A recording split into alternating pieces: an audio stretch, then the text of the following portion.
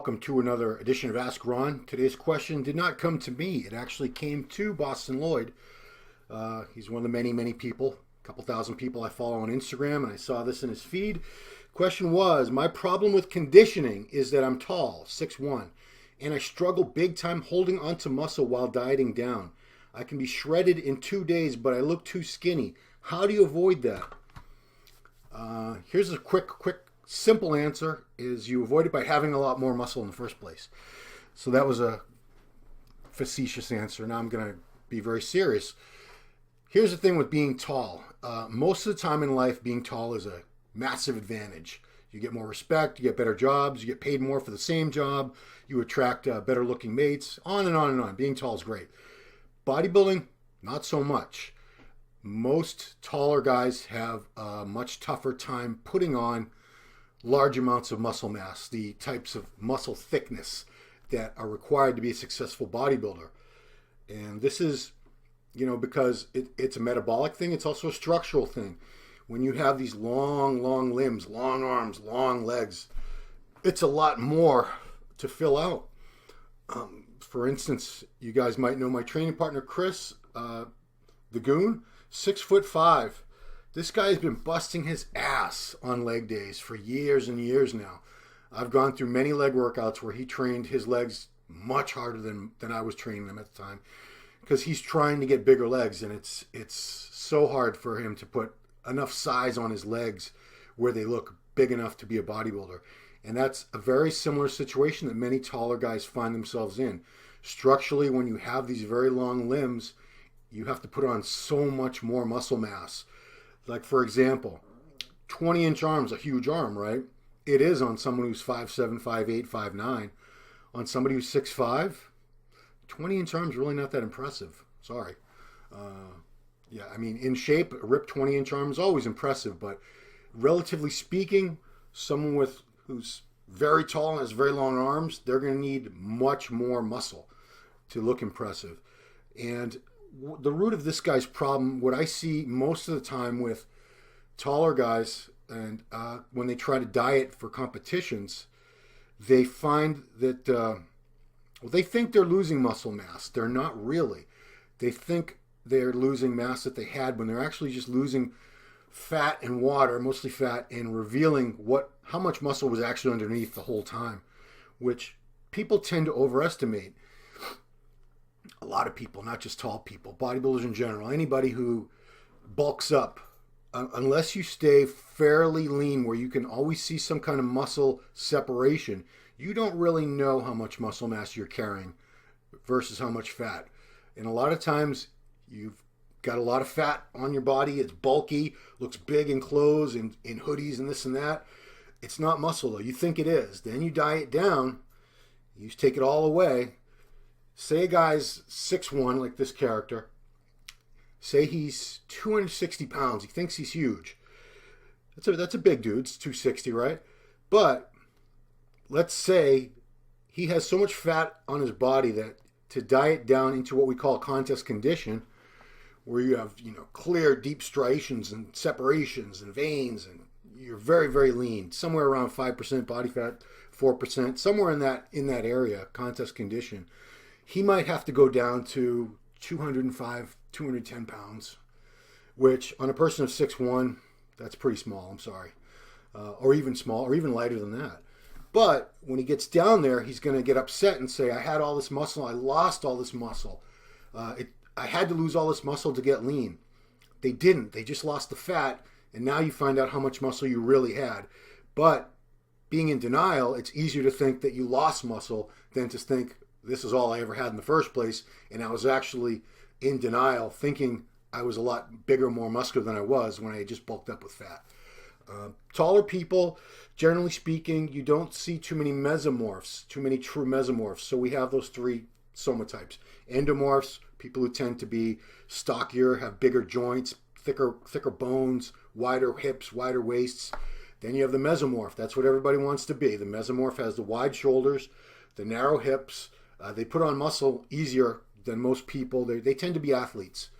And then you have ectomorphs, who are not necessarily tall, but they are usually thinner people, lighter boned, narrower in the clavicles, they're not suited typically for physique competition. And a lot of taller guys lean toward that ectomorphic soma type, that they have that type of frame, that type of bone structure, that type of metabolism, where it's very, very hard for them to put on muscle.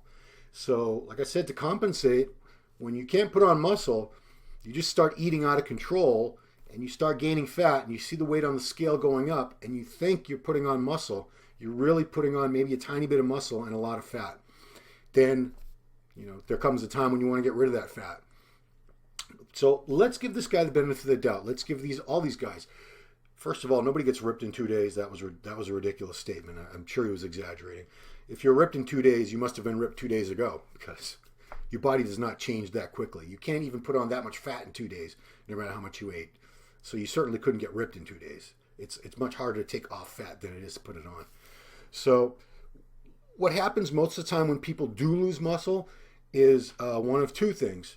The less common scenario is that they diet too long. They over diet. So maybe they diet, the contest is 16 weeks away, and they start dieting, and they get into contest condition or very close to it at the halfway point, 8 weeks, and they keep dieting. And by the time they get to the show, they've lost a lot of muscle. They've over dieted. That's not as common. What's much more common is people, like I said, they underestimate how much fat they're carrying, and they start a diet, and at some point in the diet, they realize they're not getting lean, and they have to keep dieting. They have to keep pushing the cardio heavier. They have to do more cardio. They have to take the calories down. They have to crash diet, because the show's coming up on this day, and they're not going to be in shape unless they do something drastic. And anytime you do something drastic like that, you're going to lose muscle. If you start doing a ton of cardio, you start cutting your calories way down, you're going to lose muscle. And this is exacerbated even more if you're not on steroids. If you're on steroids, at least you have that chemical advantage to preserve the lean muscle tissue. If you're not, a crash diet like that, you're going to lose mostly muscle along with the fat. Or let's just say it's a half. It's a 50-50 ratio. That's a pretty rough ratio to have to go into a show when you've lost 30 pounds of muscle and 30 pounds of fat. It's not ideal. You just want to lose the fat weight, ideally, right? So in a situation like this, I think most of the time the real culprit is that the person, the taller bodybuilder, doesn't have enough muscle mass in the first place. And when they diet down, they see that. They see the actual finished product. They see how much muscle was truly on their bodies.